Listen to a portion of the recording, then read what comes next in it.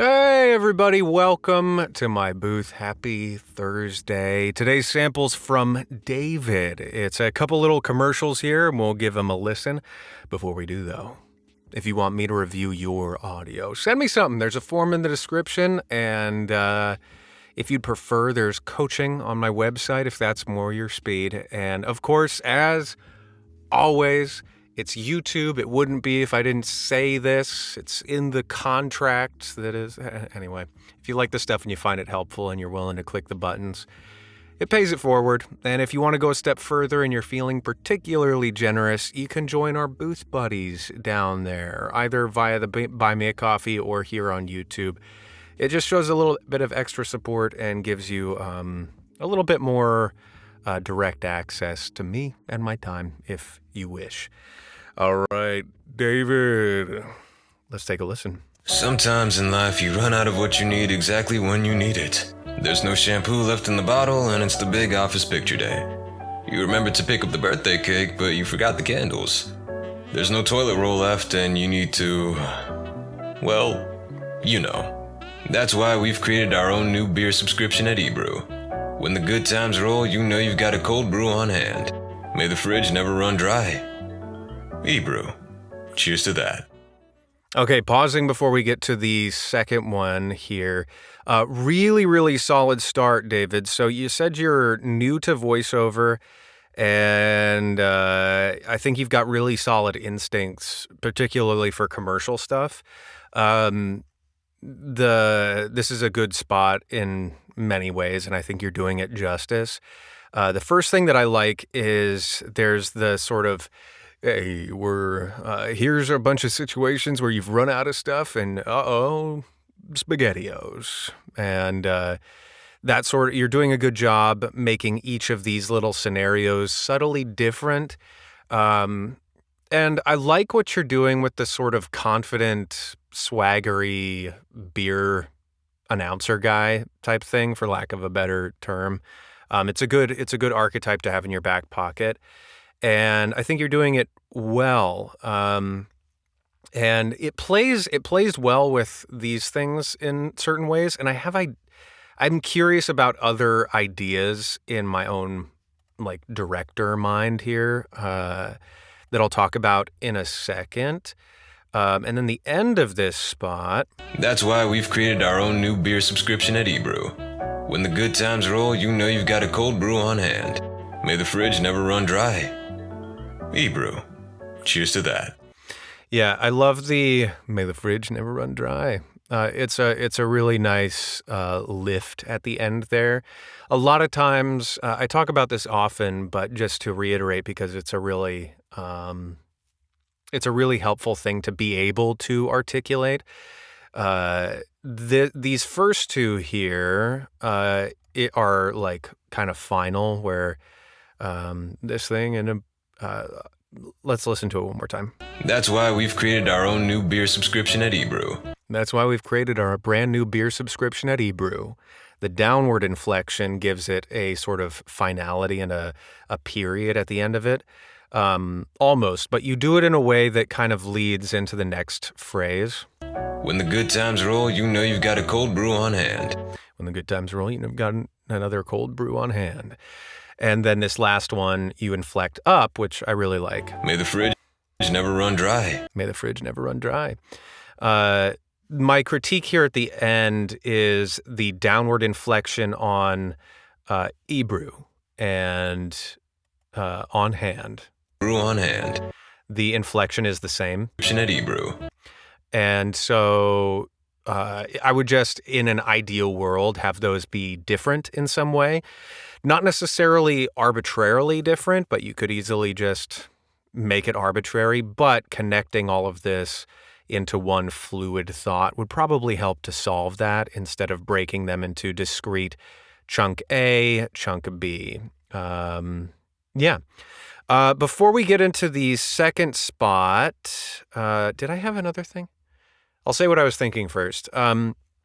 One, if you're looking to get into this full time, you'll want to, because you've edited this together pretty well, but your audio quality from your voiceover would need to be improved quite a bit before you could launch into like professional quality type stuff. Things that would be important to consider. Firstly, it doesn't sound like your space is treated as well as it maybe could be. And so investing in that would be really important. And I would give you more notes specifically there. And I realize that you said you're just starting, so it's all good here. It's a really, really solid start in general. And that would just be my next step for you, is treating your space more completely. I have, last week, actually, I talked about that as well with Fernando. And I have a video called Your First VO Booth or something like that. It was like the second video that I ever posted on this channel. And you may find some ideas there helpful in figuring out how to treat your space. But that would be my big point of, you could improve everything really, really quickly and significantly by treating your space. Let's listen to this second spot. It's back! For a limited time only, your favorite autumnal treat has returned with a brand new look. Black Edition.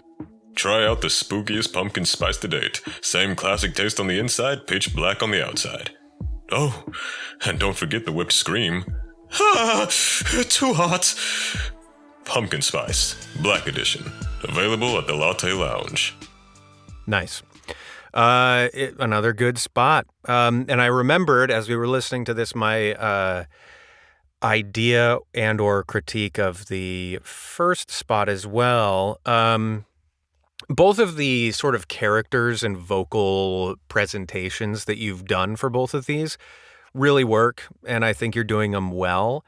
I would just caution that if you're putting on a voice to do something, it's back, the new autumnal thingy. If you're putting on a voice to do stuff like that, it's okay, but generally speaking, defaulting to your natural speaking voice or modulations within your natural speaking voice.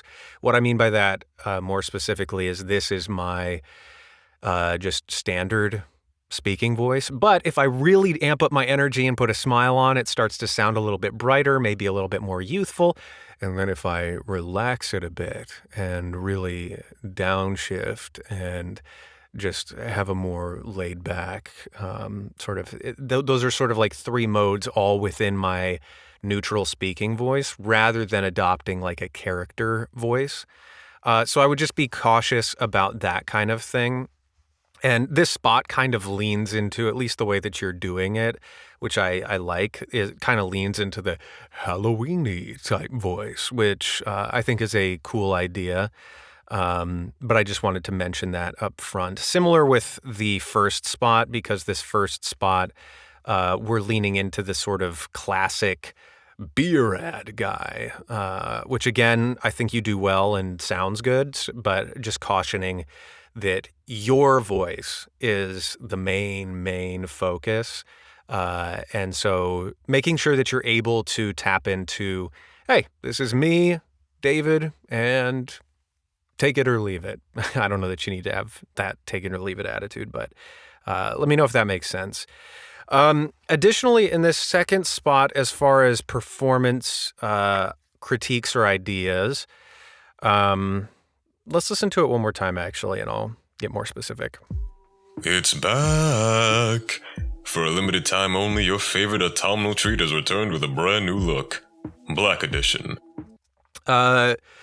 So in this little phrase, you're already doing it pretty well, but there are a couple of things that would be helpful to lift out. Like I said, you've got a really solid instinct for copy like this, it sounds like. And the things that would be important here to lift out, phrases like this, commercials are like stories with very, very limited time to add as much interest and detail as we can. And so in this little section, there are a few specific things that I think we can pay more attention to, or just add a little bit of shimmer or glitter on top of. For a limited time only, your favorite autumnal treat has returned with a brand new look. For a limited time only, that's important information, Your favorite autumnal treat is the second part of information. This is something that is your favorite, so listen up. And it's back with a whole new look, which is like a tilt on something. So limited time only, favorite thing, brand new look. Each of those three things, you're already kind of, really, I think at essence, we're just cruising through this sentence too much. For limited time only, your favorite autumnal treat is back with a brand new look. That's not a line read because you could do this any number of different ways, but that helps to, or maybe helps to demonstrate the different things that are important to pull apart a bit from each other instead of lumping them all together. And then this second one as well has a little bit of that, I think. Try out the spookiest pumpkin spice to date. Same classic taste on the inside, pitch black on the outside. So this is the first time that we're hearing that it's pumpkin spice, which is really, really important because it's sort of the general thing of this whole ad that pumpkin, jack-o'-lantern, spooky, Halloween, bats, Dracula, all that stuff. And so by zipping through this in the way that we are right now, I lose a little bit of that. So try out the spookiest pumpkin spice to date. Try out the spookiest. That's one of the things that's making this different. Pumpkin spice to date. We just really need to hear pumpkin spice. Same classic taste on the inside. And then in this one, you do a good job of same thing here, but it looks different now. And that sort of A-B comparison comes up a lot in commercials where it's this thing over here, that thing over there. And you don't have to always do it that way. It can be any number of things like this is here, that's there. But the sort of weighing A, B is a really helpful thing to do. And I think we can just maybe go further with that a little bit. Oh, and don't forget the whipped scream. Ah, too hot. Pumpkin Spice, Black Edition. Available at the Latte Lounge. I'm having a thought on the scream. This kind of plays into the character that we're messing with here, insofar as who they are. And I think that what you've done here works, but in terms of, I don't know that any of these are right, but these are just some thoughts that come to mind. One is, and don't forget about this. And if we're having this character be sort of like suave, debonair, Bela Lugosi, always Halloween, don't forget about the scream. Ooh, that's too hot. If we wanted to keep that sort of vibe through the whole thing, is one thought that I have. Again, don't know if it's right, but that's one thought. The thing that I'm struggling with is that this kind of comes out of left field and breaks the rest of the character a little bit for me. And so I guess that in essence, I'm trying to find a way to tie the scream more completely into the arc of this story, because right now it's an outlier. And so like maybe we hear a sip. Ooh, and don't forget about the pumpkin scream or the whipped scream. Too hot. Anyway, bunch of thoughts. I don't know if they make sense, but I hope this is helpful for you, David.